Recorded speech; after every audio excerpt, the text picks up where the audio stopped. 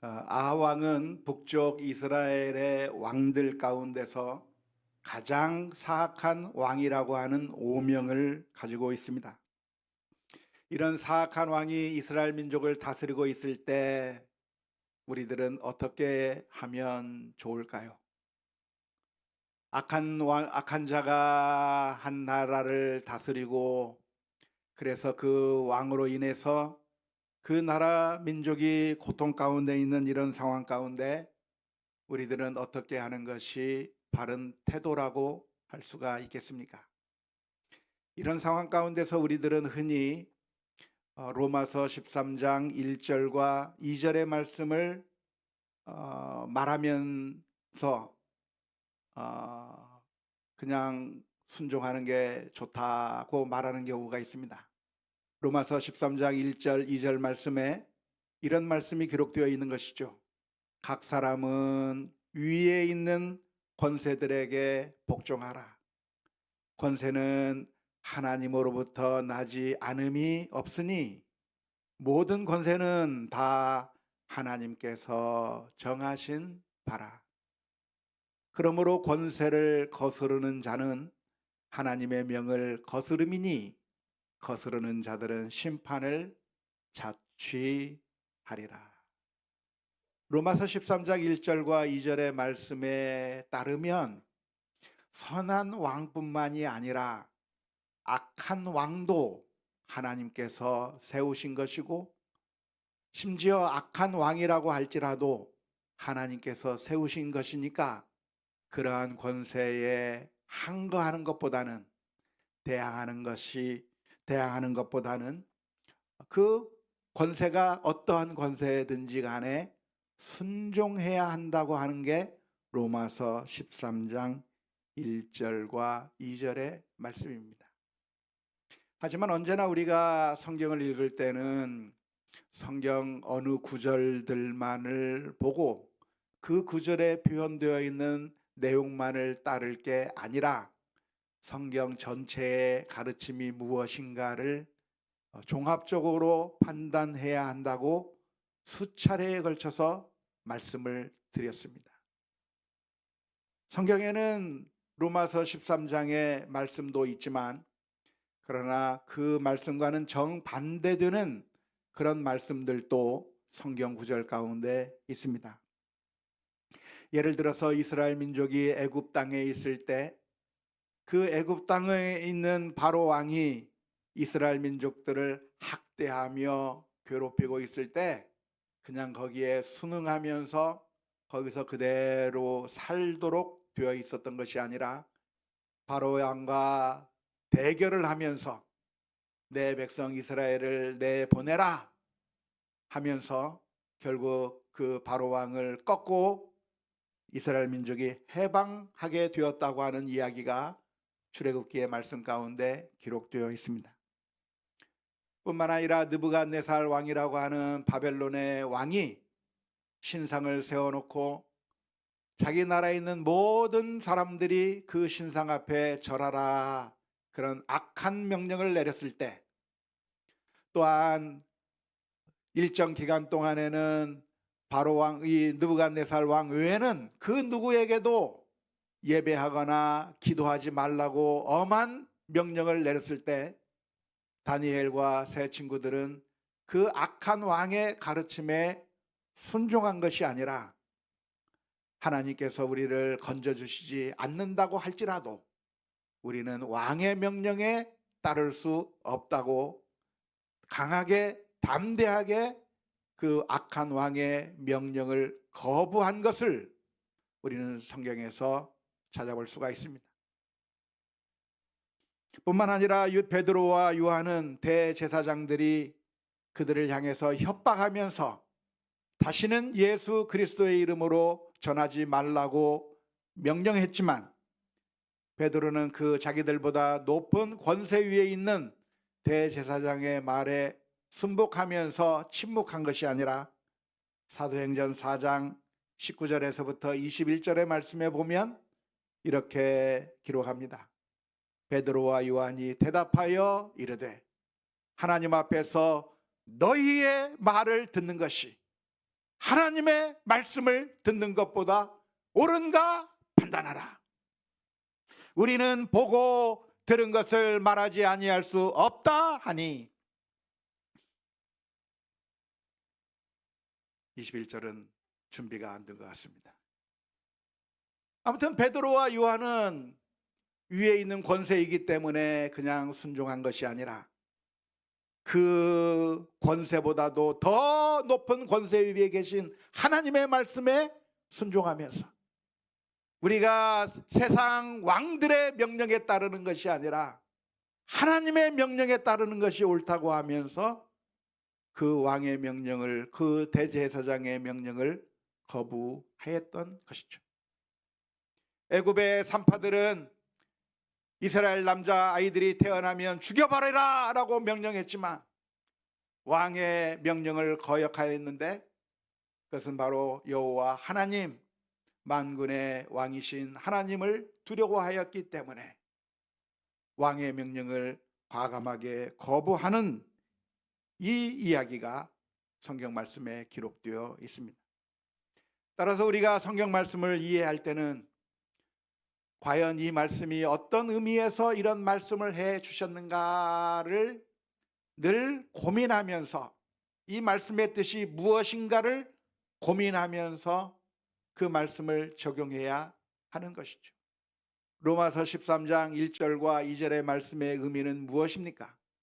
그것은 그 악한 왕이 악한 명령을 내리는데도 그 악한 명령에 따라서 함께 동참해도 괜찮다라고 하는 그런 의미의 말씀이 아니라 그런 악한 왕이라고 할지라도 나라를 질서를 잡고 세금을 거두며 그래서 나라를 운영하는 그 모든 일들에 대해서 악한 왕이라고 하는 것이 우리가 판단할 때는 악한 왕이 100%다 악하다고 생각하고 선한 왕은 100%다 선하다고 생각하는 그런 이분법적으로 생각하기가 쉽지만 사람은 그렇게 간단하지가 않습니다. 한 사람에게 좋은 면이 있는가 하면 악한 모습이 있고 선한 모습이 있는가 하면 나쁜 모습이 있는데 그런데 그 악한 왕의 악한 명령에는 거역해야 되는 것이 마땅하지만 그러나 세금을 거두어서 나라의 질서를 잡고 그리고 나라를 잘 운영해 나가는 선한 면에 대해서는 그것마저도 거부하는 것이 아니라 그 부분에 대해서는 같이 협력하며 순종하는 것이 바람직하다고 하는 의미에서 로마서 13장 1절 2절의 말씀이 그렇게 기록하고 있는 것이라고 하는 것을 이해해야 될 줄로 믿습니다. 그런데 많은 사람들이 그것을 오해해서 악한 왕의 악한 통치도 적극적으로 참여하고 그리고 순종하는 것이 그것이 마치 신앙인인 것처럼 호도하면서 우리들을 잘못된 길로 이끄는 경우가 많이 있는데 우리가 하나님의 말씀을 제대로 잘 분별하지 못한다고 하면 결국에는 악한 자들과 함께 동참하는 시편 1편 1절 2절에서 복 있는 사람은 어떤 사람인가? 악인의 길에 죄악을 저지르는 자들의 사람들과 함께하지 않는 게 악한 일에 동참하지 않는 것이 복된 자라 말씀하고 있다고 하는 것을 생각해 본다고 하면 악한 자의 통치에 악한 일들에 대해서 그냥 아무런 생각 없이 따르는 그런 어리석은 악한 자의 길로 가지 않는 복되지 못한 자의 길을 가지 않는 그런 우리들이 다 되어야 될 줄로 믿습니다. 아합왕이 잘못하고 있을 때 침묵하는 것은 옳은 것이 아니라 아합왕의 잘못에 대해서 말하고 그러한 잘못에서부터 돌이키도록 말을 하는 것이 선한 영향력을 발휘하는 것이 우리 성도들에게 주어진 의무라고 할 수가 있겠습니다. 그것은 선택이 아닙니다. 악을 저지르는 자가 있고 하나님을 배반하면서 그래서 모든 이스라엘 민족을 악한 길로 가게 만들고 있는 악한 왕이 있다고 한다면 그런 왕이 있나 보구나 하면서 가만히 있는 것이 괜찮은 것이 아니라 그것은 악한 일에 동참하는 것이고 우리에게 주어진 사명을 망각하는 것이기 때문에 그런 악한 일을 하지 못하도록 경고하고 하나님의 뜻을 전해서 그들이 돌이키게 만드는 것이 우리에게 주어진 선한 사명이라고 하는 사실을 우리 모두가 기억할 수 있기를 주님의 이름으로 축원합니다. 열왕기상 에스겔 33장 8절 말씀에 보면 하나님께서 에스겔 선지자에게 이렇게 말씀해 주셨습니다. 가령 내가 악인에게 이르기를 악인아 너는 반드시 죽으리라 하였다 하자 내가 그 악인에게 말로 경고하여 그의 길에서 떠나게 하지 아니하면 그 악인은 자기 죄악으로 말미암아 죽으려니와 내가 그의 피를 누구 손에서? 내 손에서 찾으리라. 여기서 내 손이 누구의 손입니까? 말해야 되는데 말하지 않고 침묵하고 있는 사람, 악한 자가 나라를 다스리고 있는데, 악한 자가 나쁜 짓을 하고 있는데 아무 말도 하지 않냐고 침묵하고 있는 당신에 대해서, 그 손에 대해서 피값을 찾으실 것이라고 우리 주님께서 말씀하고 계십니다. 그 놀라운 사명을 누가 받았는가? 엘리야라고 하는 한 사람이 받게 된 것이죠. 엘리야라고 하는 사람이 어떤 사람입니까? 왕이 아니에요. 군대를 가지고 있는 사람이 아니에요. 어떤 높은 위치에 있는 사람이 아닙니다. 그냥 평범한 한 인간에 불과한 것인데, 그 인간이, 평범한 한 백성이 한 나라를 다스리고 있는 철권 통치를 하고 있는 아왕과 대결해서 싸운다고 하는 것 자체가 위험한 일이고 너무나도 무모한 일이라고 할 수가 있겠습니다. 하지만 하나님께서는 그 엘리야로 하여금 침묵하지 말고 가서 하나님의 뜻을 전하라고 말씀해 주셨는데요, 오늘 읽은 열왕기상 17장 1절 말씀에 보면 이런 말씀이 기록되어 있습니다. 길르앗에 우거하는 자 중에 디셉 사람 엘리야가 아합에게 말하되 내가 섬기는 이스라엘 하나님 여호와께서 살아계심을 두고 맹세하노니 내 말이 없으면 수년 동안 비도 이슬도 있지 아니하리라 라고 선포하게 되었습니다. 엘리야는 감히 상대가 되지 않는 너무나도 큰 권력을 가지고 있는 아합 왕에게 담대하게 찾아가서 하나님의 말씀을 전한 것이죠. 하나님께서 살아계신데 그 하나님의 살아계심을 두고 내가 하나님의 말씀을 전합니다. 내 말이 없으면 이 땅에 비가 내리지 않을 것이고 이슬도 내리지 않을 겁니다.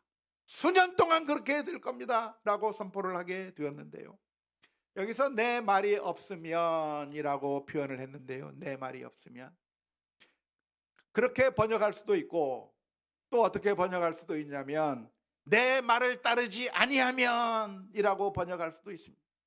다시 말하자면 하나님의 뜻에 따르지 아니한다면 지금 악을 행하고 있는 바알신을 섬기고 그리고 우상을 섬기고 있는 그 행위를 돌이키고 하나님 앞에로 돌아오라고 하는 내 말에 따르지 아니한다면 이 땅에 비가 내리지 아니할 거라고 하는 하나님의 경고의 메시지를 전하게 되었습니다.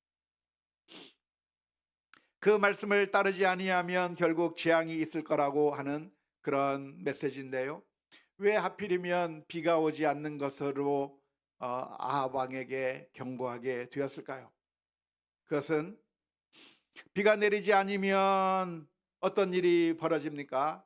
아합 왕만 고통을 받는 것이 아니라 이스라엘 민족 전체가 고통을 받게 되는 것이죠.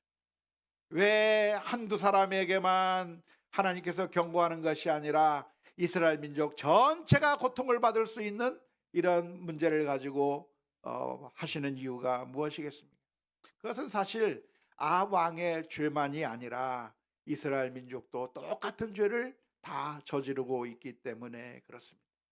아합 왕이 우리가 바알신을 섬기자 할 때 이스라엘 민족들이 우리는 여호와 하나님을 섬기겠습니다, 우리는 우상에게 절할 수 없습니다 하면서 믿음을 지켰다고 한다면 좋았을 텐데, 안타깝게도 이스라엘 민족 전체가 아합왕의 인도에 따라서 바알신을 섬기는 대로 빠져버렸기 때문에 한 사람의 죄만이 아니라 이스라엘 민족 전체가 죄를 저지르고 있기 때문에 이 이스라엘 전체를 향한 하나님의 심판의 메시지가 전파되게 된 것입니다. 뿐만 아니라 왜 하필이면 비라고 하는 것, 비가 오지 않는 것으로 심판하게 되었을까요? 그것은 바로 이스라엘 민족이 섬기려고 하고 있는 그 신이 바알 신이기 때문에 그렇습니다. 도대체 바알 신이 어떤 신입니까? 바알 신 봤습니까? 못 봤죠? 저도 못 봤습니다.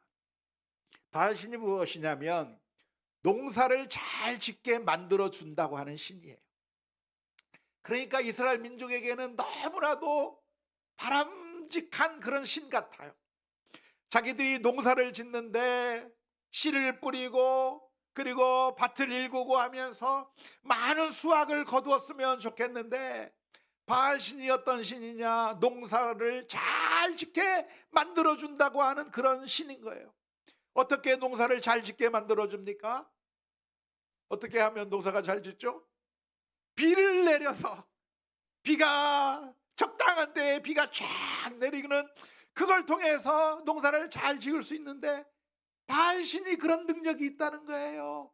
우리가 바알신에게 경배하면 그 바알신이 적당한 때에 비를 내려주어서 우리가 수확을 많이 얻게 되고 우리가 부자가 될 것이다, 잘 살게 될 거라고 하는 그 따뜻한 속임수에 속아 넘어가서 바알신을 섬기고 있는데, 하나님께서 이 엘리야 선지자를 통해서 경고해 주시는 그 메시지가 무엇입니까? 바알신은 아무런 도움이 되지 못한다. 바알신을 섬겨봤자 너희들은 속는 것이고, 바알신을 섬긴다고 해서 농사를 잘 짓는 것이 아니라 오히려 바알신을 섬기게 되면 오히려 더 고통을 받을 수밖에 없다고 하는 것을 드러내시기 위해서 비가 내리지 않겠다고 한 것이죠. 결국 난리가 납니다. 고통스럽습니다.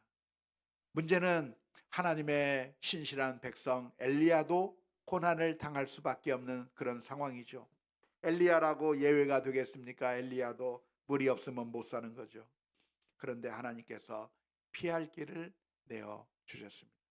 그 옛날 이스라엘 민족이 애굽 땅에서 나오게 될 때 재앙을 애굽 땅에 내리면서도 이스라엘 민족을 보호하셨던 것처럼 지금 아합 왕이 다스리는 이스라엘을 향해서 하나님께서 심판하시지만, 그러나 하나님의 사람 엘리야를 살리시기 위해서 하나님께서 특별한 명령을 내려 주셨습니다. 어디로 가라고 했습니까? 엘리야야, 너는 그릿 시냇가로 가서 거기서 숨어라 라고 말씀해 주셨어요. 그릿 시냇가가 어디에 있는 것이죠? 엘리야의 고향 디셉에서 가까운 곳에 있는 시내가.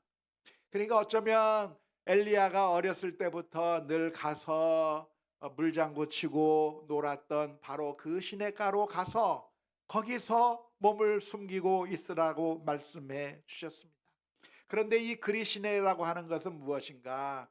그리시네는 요단강처럼 물이 1년 내내 흐르는 강이 아니라 와디라고 들어보셨죠? 와디.